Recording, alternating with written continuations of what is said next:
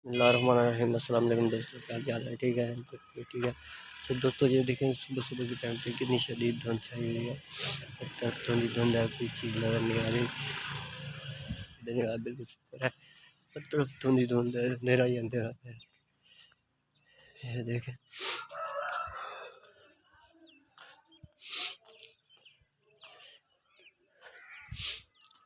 इतनी सर्दी है कि मैं बता ही नहीं सकता।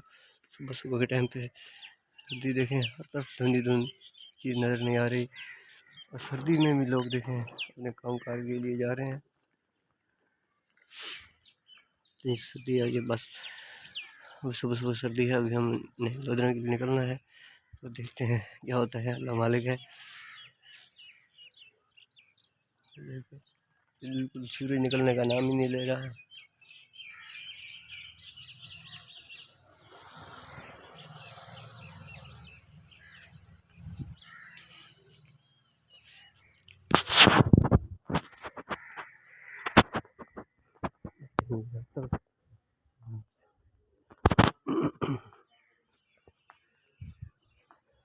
सुबह सुबह टाइम पे शदीद धुंध, उनका राज। अच्छा दोस्तों, मेरी इस वीडियो को लाइक सब्सक्राइब लाजमी कीजिएगा। अस्सलाम वालेकुम।